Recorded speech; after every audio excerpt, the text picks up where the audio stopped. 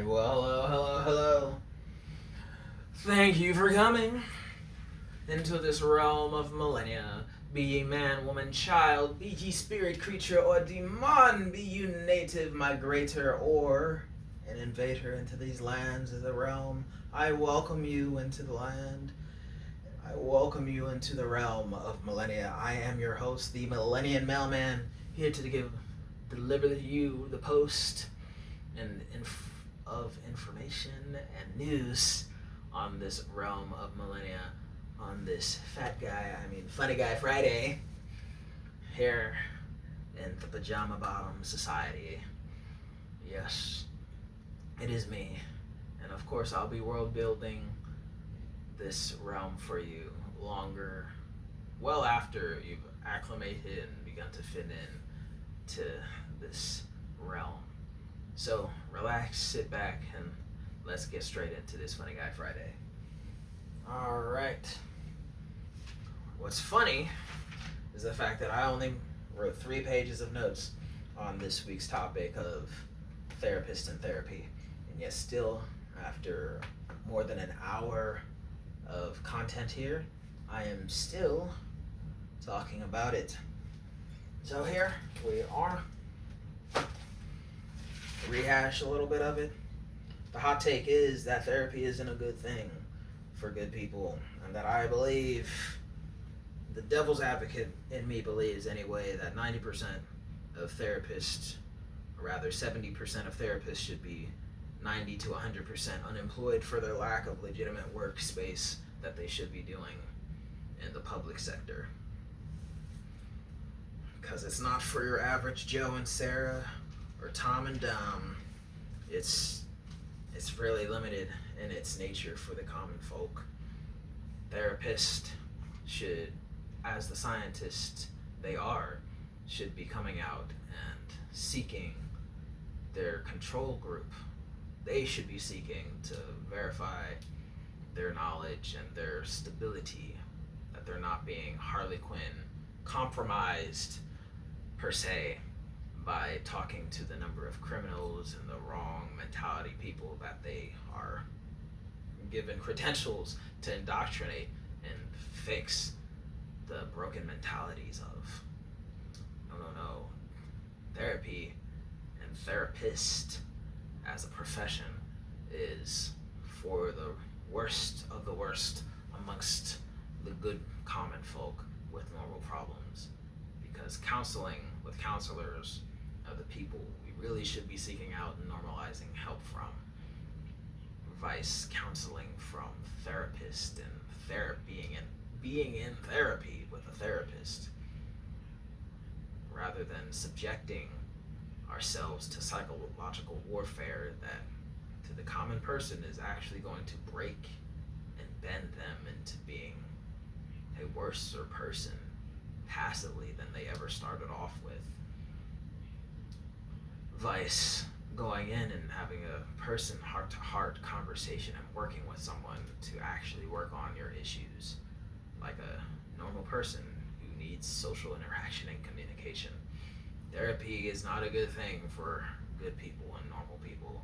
It's a bad thing for normal people, and it's only a good thing for the bad people who need that mental health adjustment and indoctrination to correct themselves.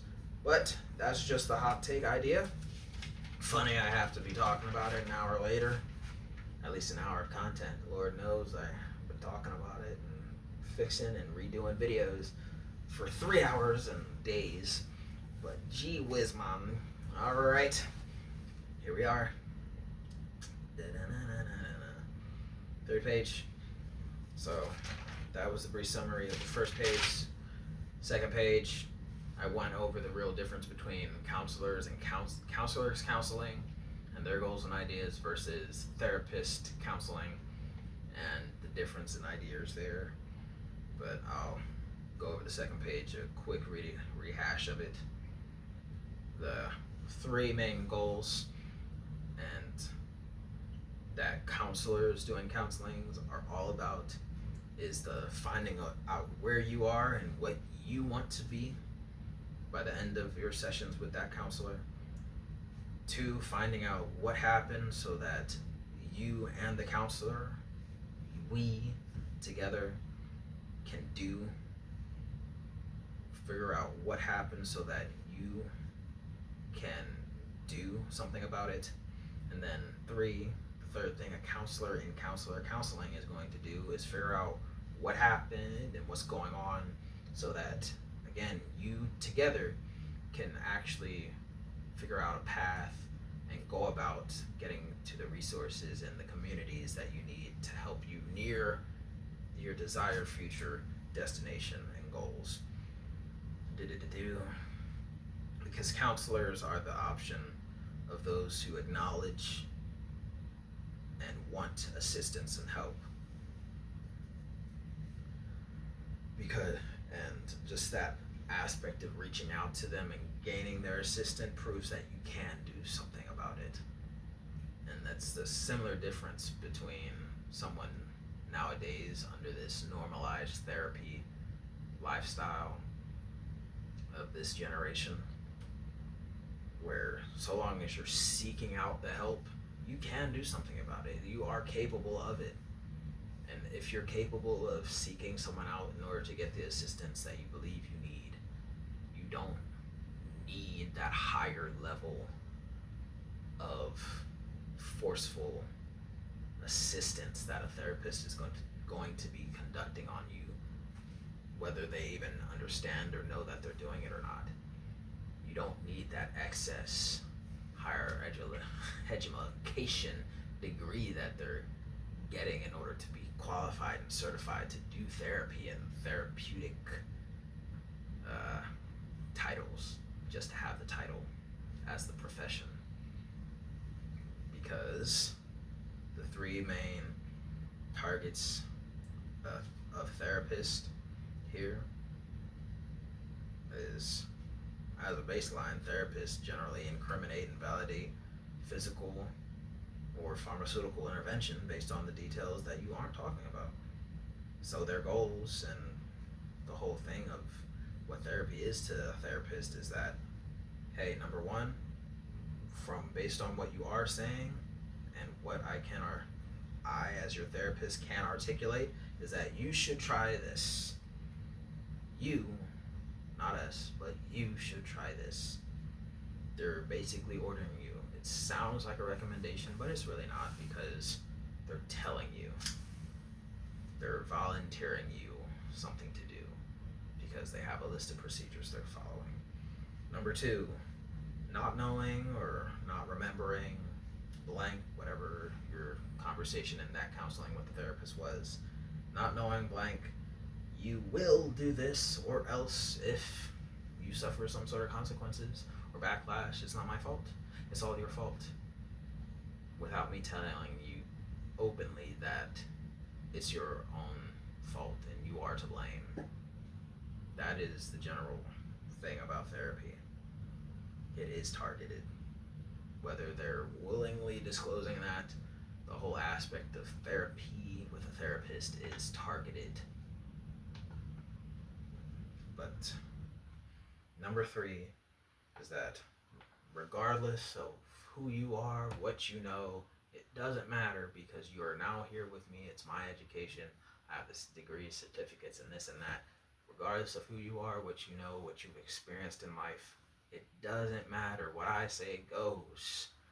And nothing in the American legal system, or rather Western society, the way it is run, our systems here, especially legally run, you cannot blame the therapist for anything and on any level, so long as you aren't wholeheartedly devoted to agreeing and following their directions.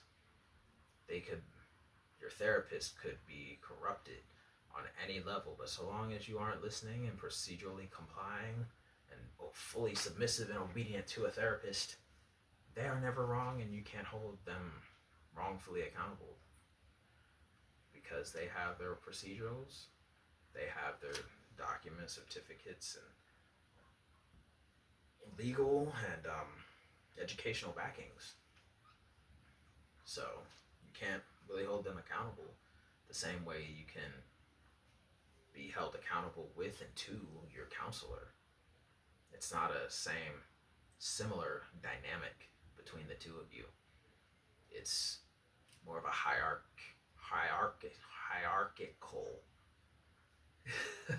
exchange and interaction between you and a therapist, while it's a communicative interaction between you and a counselor. It's you talking to them man to man, woman to woman. How are we going to figure this out? When you're talking to a counselor in counseling advice, it's a boss to subordinate. You will listen, or if anything goes wrong, it is absolutely you to blame. CEO to lower employee staff. Hey, this is the procedure, this is what you will do, or when you suffer, ha ha, look at you, right? That's the funny aspect about it.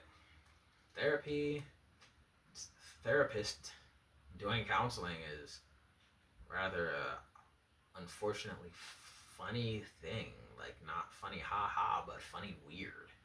It's really weird because it wasn't meant for people in the way that it's getting normalized to be and talked and shared about. Again, in therapy with therapist, as far as counseling with therapist is going, it only branched out in the beginning in order to seek out the control group, to find normal people and compare a normal person's rationale as evidence and justification for the indoctrination and change of these criminals in prisons, so that we can conduct these indoctrinative assessments and therapies on these people in prison to reform them so that we can reacclimate them to society. So when we have more and more people not allowing themselves to be sought out as a control group, you're really telling the therapist community, oh my gosh, we have way more criminal mindset people. We should be filling up these prisons more and more. We absolutely need more therapists to come out here, because even the average person is like, oh my Lord Jesus, I am such a criminal mentality. I'm such a horrible human being. And we need to fix that. You're actually, when you're normalizing therapists like this, is really giving justification to why all the prisons, I'd say namely, especially over in the United States, it's really justifying how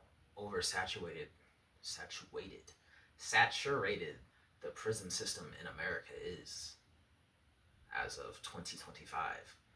Prisons are oversaturated. They need to for some reason, we need to build more prisons in order to keep up, or we're just gonna overstuff every prison cell in every county, because lordy, the therapists are saying, with how well business is going for all the therapists, whoa, I have all the justification I need to keep on stuffing people, bodies into these prison cells, because they're less than human, they're not normal, they're not natural. And because only abnormal people with abnormal conditions should be even talking and discussing things with a therapist, outside of a therapist seeking them out for that control group. But nowadays it's so normalized to first talk with a therapist instead of a counselor in counseling. Let's do therapist counseling instead. It's so normal to do that it's really a subtle economic justification for the oversaturation of the prison system. And it's a real funny thing. But again, that's just the review. Let's get to this final page so we can get over this conversation here. Lordy. So here we are, final page, finally.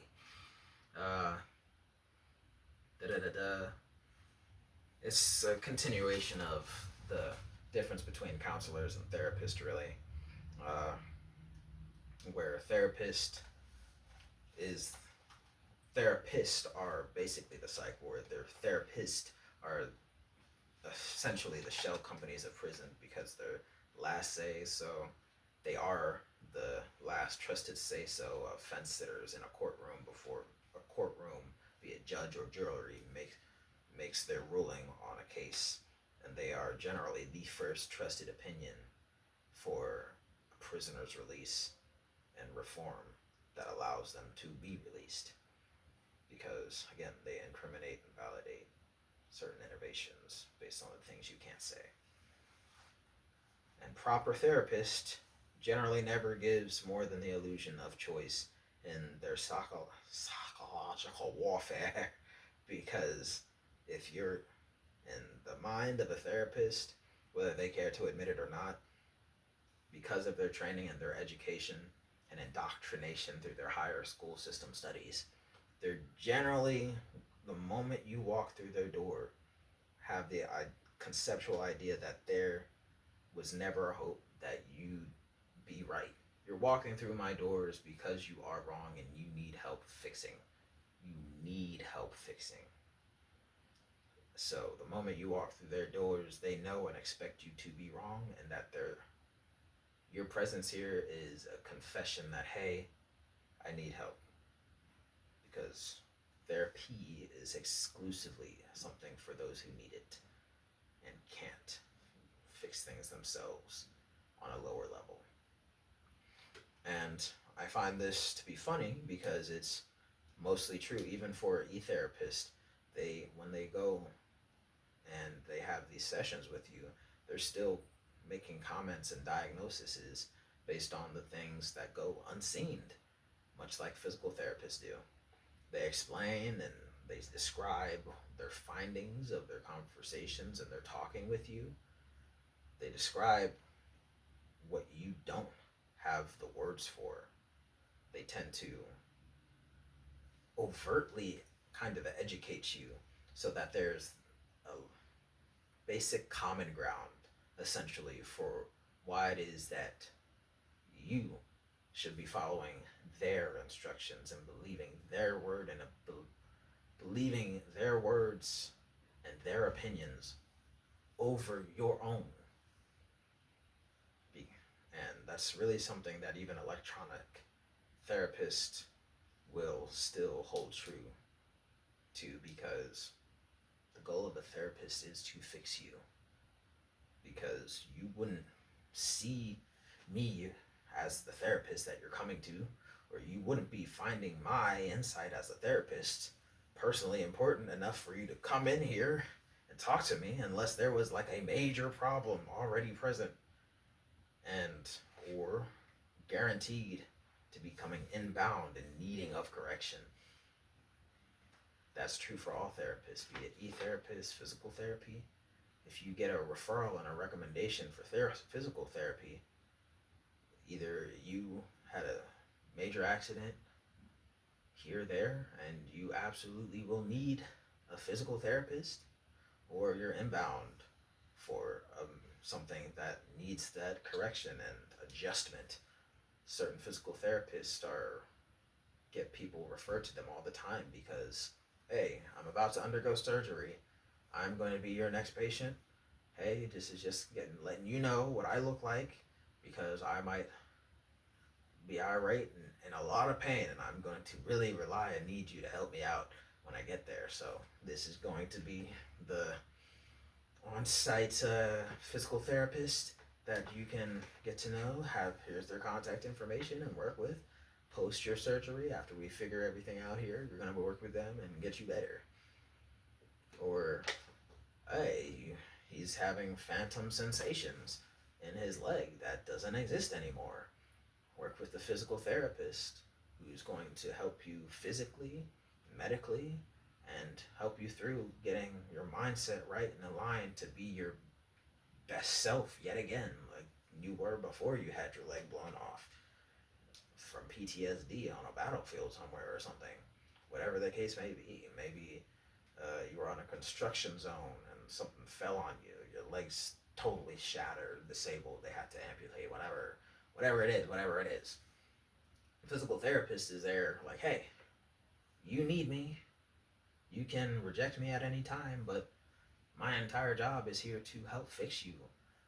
Or no, maybe that was a wrong choice of words. My goal here, instead of to fix you, is to help you get back to where you want it to be and never want it to stop being at. Right? Even a therapist, a physical therapist like that, has that mindset. And the same thing between a in office therapist or on a couch therapist or even an excuse me e-therapist, like being popularized especially in advertisements nowadays. The whole goal of each and all of these scientific experts with the expertise and the certifications and all of their immaculate degrees is that no one should be talking to me if they don't need to. Meaning, if I'm talking to someone, they need my help fixing themselves. Because if you're talking to me, you're inherently wrong. And if I'm talking to you, I sought you out, you're either in a prison somewhere, which is why I'm here to help get you out, or I want to talk with you because I find you to be a normal person. So I want to talk with you to use you kind of like a baseline of what I want to use as an example, a role model-esque example of what a normal functioning person in the normal society is. I would seek you, a therapist is going to seek you out for that. But again, it's been so normalized in society nowadays that, hey, go seek out a therapist because you need it. And people hear that and like, okay, I will. Instead of listening to it like for what it's worth. Oh, you need a therapist. You should talk to a therapist. Go get some counseling from a therapist. You hear, oh, go talk to this person instead of hearing, oh, you have some crazy mindset. You're a terrible person. You're a horrible, deplorable, worst of the worst of the worst, hidden among good people. You should talk to a therapist because they will fix you. Instead of hearing that when they say those things the polite way, you hear just the polite things they're saying, the frosty, bubbling things. It's not funny, but it's kind of funny how that's just been normalized. It's not a good thing. Old day therapy and the psych wards has its reputation for a reason. It's not like any of those things are necessarily being actively shunned and villainized and perpetually as it should, it should. Again, I believe on the first day I referenced some of the other fields that got bad reputations and mentioned what they were infamous for, because they're still to this day infamous for those things. Like with I'm gonna use the Navy one. The Navy, the nuclear division of the Navy gave the whole Navy a bad rep, where the whole phrase "cuss, swear, and fight like a sailor" doesn't come from them going to war like that. It's from what the stress of the highest, smartest group of individuals in the Navy were doing when they went out in the city and interacting with the normal folk, civilians in the street down in Florida. They had a nuclear studies base where they trained and educated their sailors there, but those sailors would go ahead and get drunk in Florida, and they would take it out on the local populace. They would get violent, they would be belligerent, they would take out all the stress of all the things they had to learn, and the common public would suffer. The entire Navy, and by and far and large, navies across the globe are affected by that. Cuss like a sailor, swear like a sailor, fight like a sailor. Those monikers are really infamous. They're not they're not even relatively good things. Those were all started based on the volatile actions of the few who were around the location where they had cameras when cameras and film was just getting popular. It was the subsequent consequent of their actions. It was the infamy where that's to this day is villainized by the general majority. It's not seen as a good thing, but we're constantly reminded of it. Like, and I'm really blanking on some words here. I'm not a Thorth,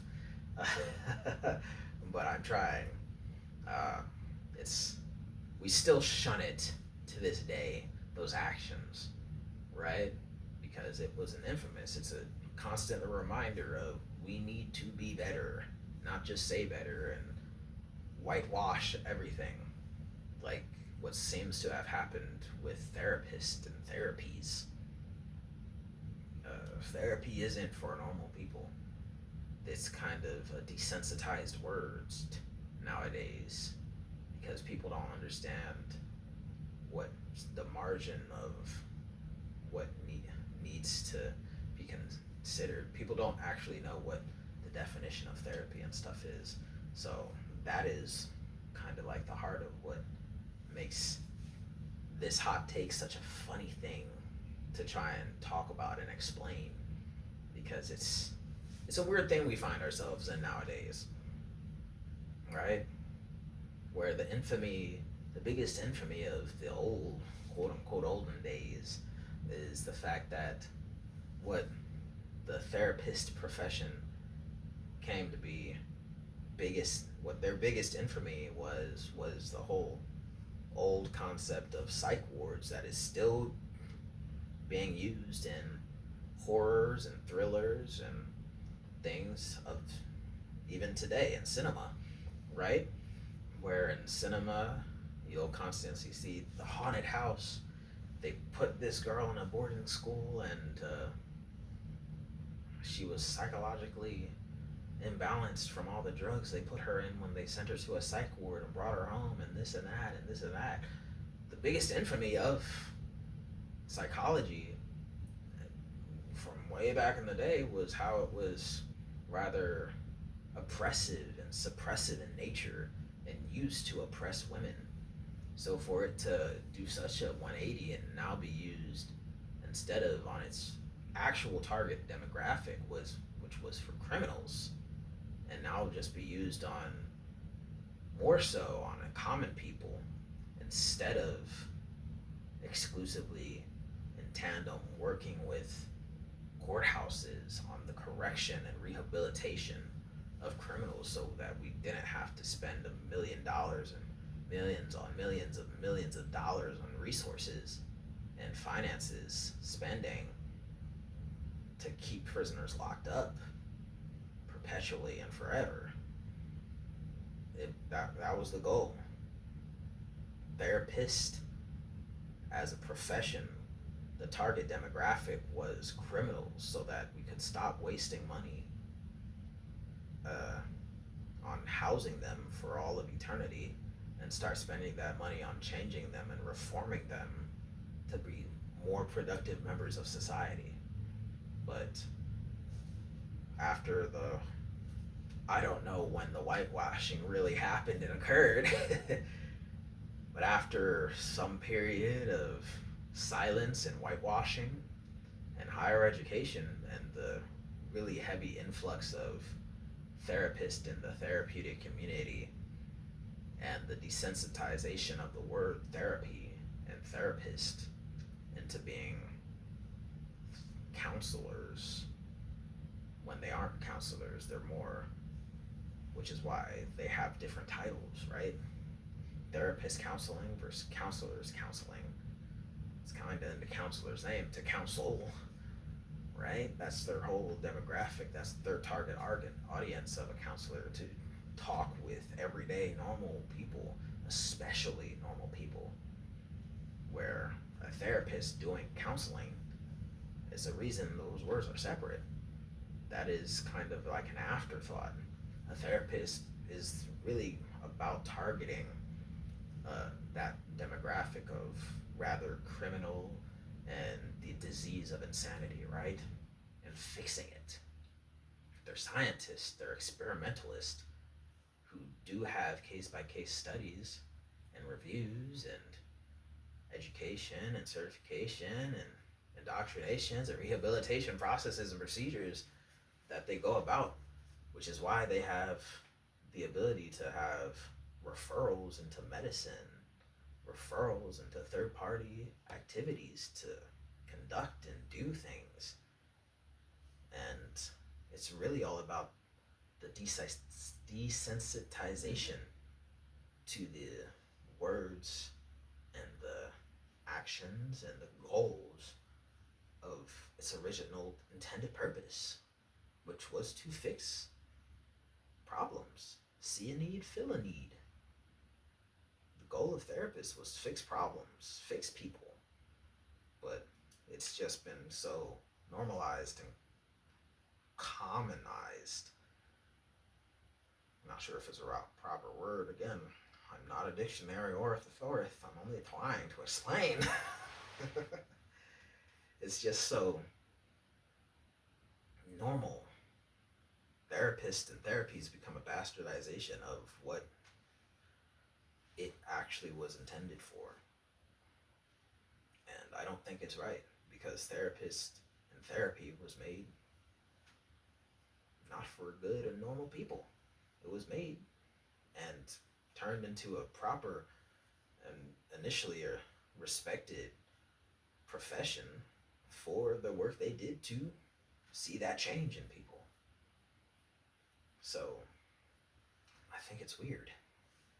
And I won't stop thinking it's a weird, at least from the devil's advocate's perspective, from the great beyond, right? It's a weird thing to talk about, and I find that funny. But anyway, second half of the page, let's get through it today. Counselors counseling. The difference between therapists and counselors is that when counselors counsel, they tend to recommend and inform.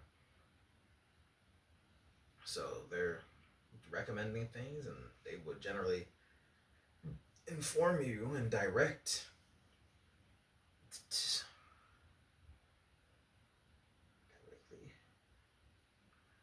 Hold on. My handwriting is sometimes illegible as a doctor, so leave me a second to even read it myself. Okay. Counselors counseling recommend on things and inform directly available, accessible from talking with you. Okay.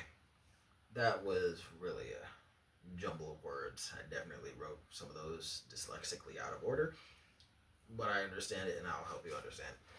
So generally counselors tend to recommend things because, again, they're working with you and they still allow you to make the final decision without trying to judge you or force you in a particular direction, because the goal of counseling is to help guide you and help you see through the goal and not tell you what decisions to make, but tell you that since this is your decision, here's the steps that you probably would like to go in order to get to that goal and to see this decision you made through to the end, right? So they'll recommend things to you, and after the recommendation process, after you've decided, they'll go down further expanding on the information, because they gave you general information, and since you chose this, I'm going to give you the further detailed information just to cement and make sure this is the decision you want.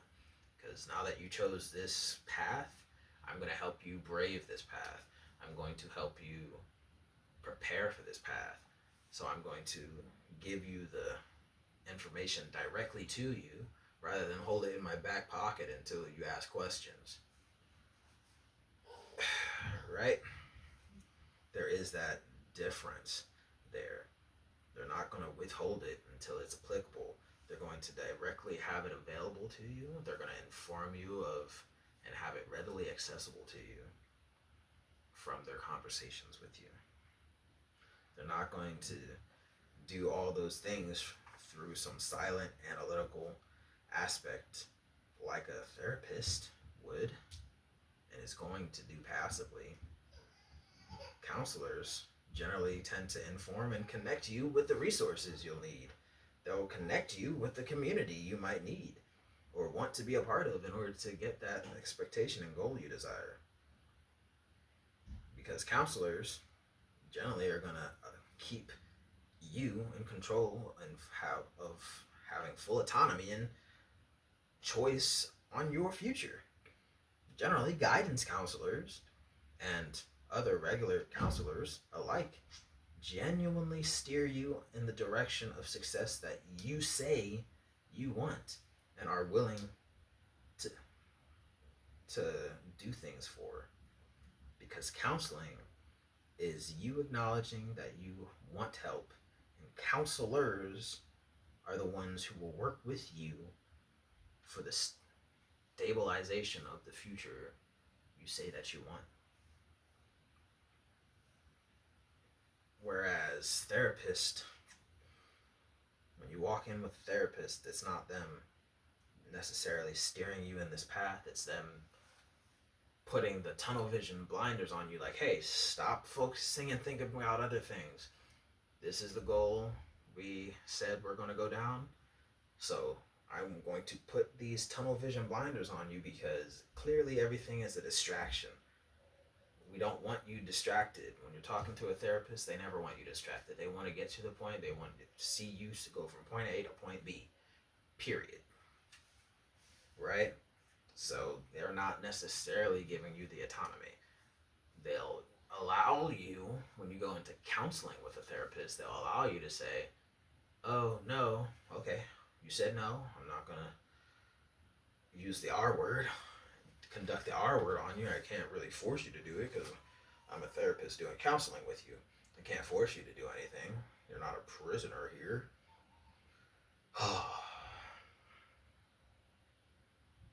But I will say, if you don't listen, you might suffer. What? I might suffer? I'm going to suffer? No. I'm just saying you might. I'm not saying you will. I'm not saying anything. But I will recommend this. Put the blinders on and walk straight. Right? That's the difference.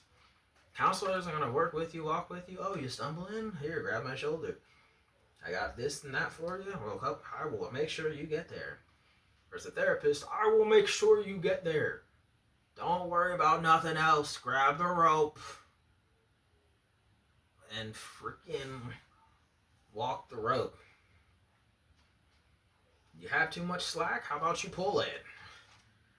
Oh, the end of the rope is there? Oh, someone cut the rope along the path? I'll give you a new rope. We got plenty for